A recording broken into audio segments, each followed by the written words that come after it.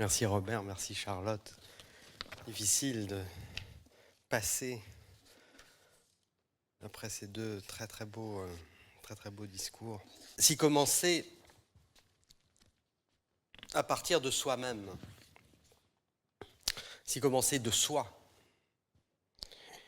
à parler recèle déjà un certain paradoxe, à savoir dire en son nom propre ce qui le traverse, ce qui l'a traversé ou continuera au moins le temps de son expression à le traverser, et l'impouvoir de savoir ou de croire, soit par une connaissance déterminée ou une fragile foi, en quoi, par quoi, ni même pourquoi les mots peuvent ou pourraient demeurer adéquats à ce qui est dit ou fidèles à ce qui cherche à se dire.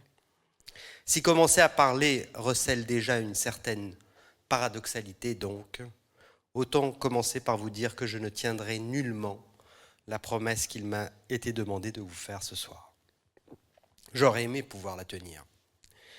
Cette promesse, c'est vous dire ce qui aura façonné mon désir de philosophie ou ce qui continue, bon gré, mal gré, à animer mes désirs de philosophie.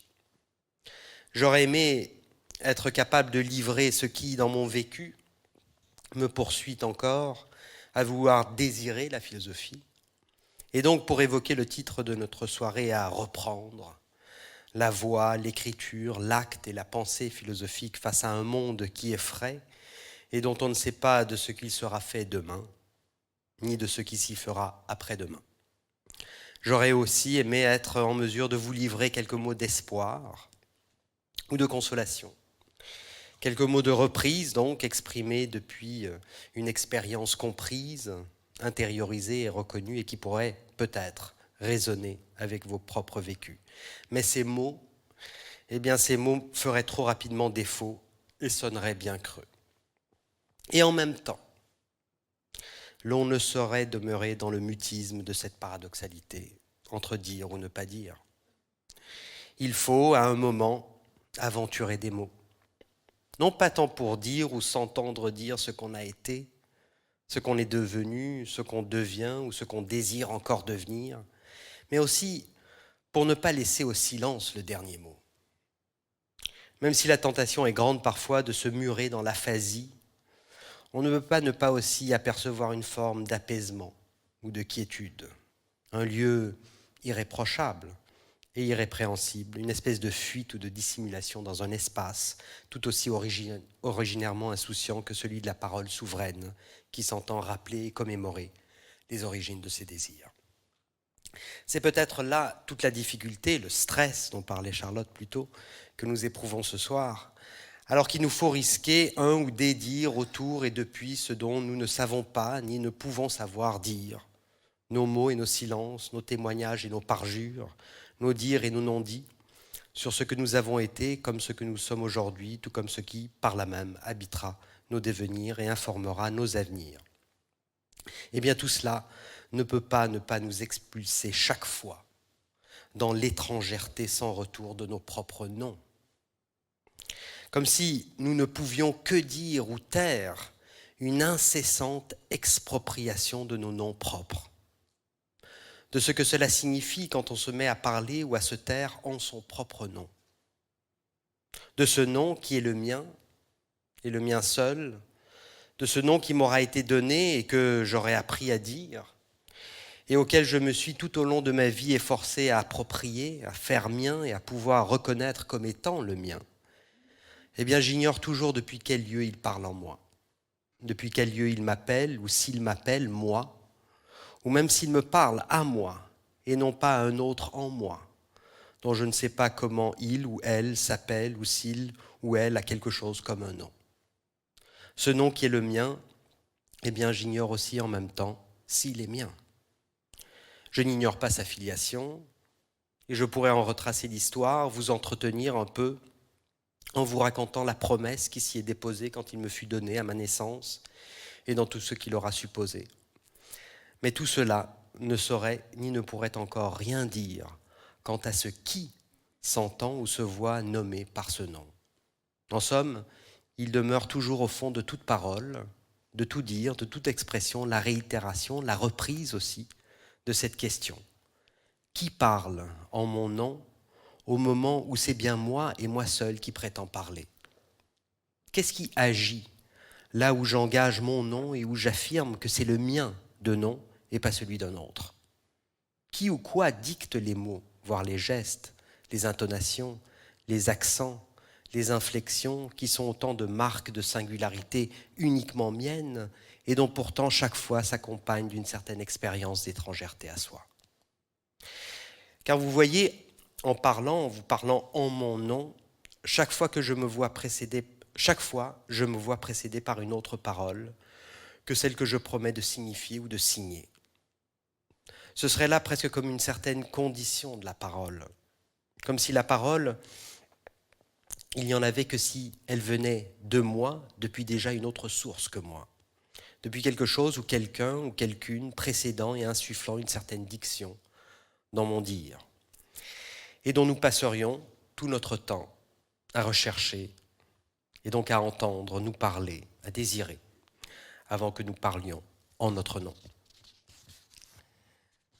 Eh bien, c'est cette recherche perpétuelle que je vois quand j'entends le mot désir. Cette recherche incessante de cet autre avant moi, cette singularité qui, outre moi, outre propre, toujours au-delà et en deçà de moi, parle en moi. Quel serait son nom? Quel pourrait être son nom?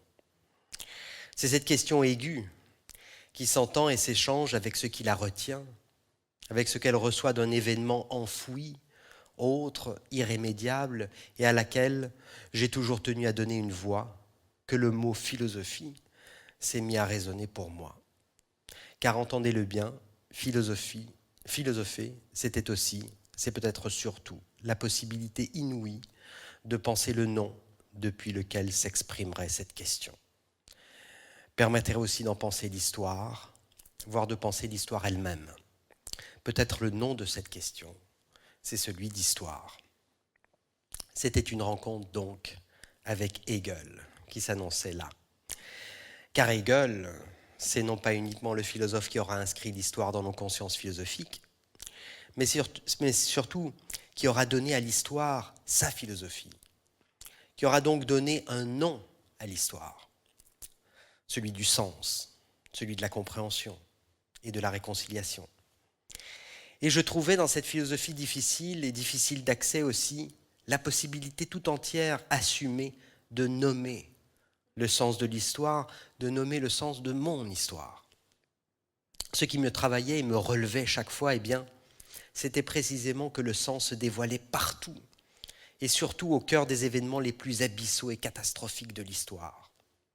On pourrait même aller jusqu'à dire que par la catastrophe, par la descente dans l'abîme de l'histoire, eh bien, s'opère toujours plus puissamment la relève et la possibilité de se reprendre, de se refaire, de se redonner un nom là où on le croyait perdu à jamais. J'étais pris par cette philosophie. Et je me souviens de ces discussions interminables avec Raphaël, et un peu plus tard avec Raphaël, toujours sous l'œil attentif et souvent joueur de Jacques Derrida, où je m'efforçais de raconter le sens de ce sens de l'histoire, la valeur et la force de donner un nom à l'histoire pour nous préserver du pire. Mais très vite, encore et toujours, avec Raphaël et avec cette phrase qui revenait toujours chez Derrida, à savoir « Permettez-moi de glisser un tout petit grain de sable dans votre machine si bien huilée », eh bien, très vite, je sentais une certaine trappe se refermer ici. Je sentais ô combien l'opérativité de cette logique, de cette conceptualité qui nous voulait faire que du sens, voire ne voulait que faire le sens de l'histoire elle-même en donnant des noms à tout et à tous.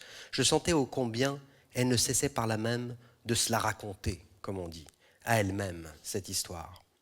Je sentais l'oubli de l'histoire, là où il s'agissait précisément de la signifier et de la comprendre. Comme si comprendre ne pouvait pas ne pas aussi entraîner une certaine forme de mise au passé. Peut-être pas d'oubli, mais au moins d'archives, d'archivation, de muséification. Comme si comprendre voulait dire faire taire les voix de ce qui revient de l'histoire, hanter le présent, et qui hante justement parce qu'on n'a pas les mots pour leur répondre ou leur parler. On n'a pas les noms.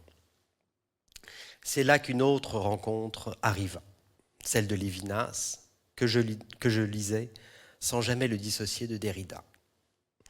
Et pour voir ceci se jouer dans la pensée, l'événement historique ne vient jamais une fois pour toutes se pétrifier dans le lieu et le moment de sa conjoncture historique ou de sa compréhension.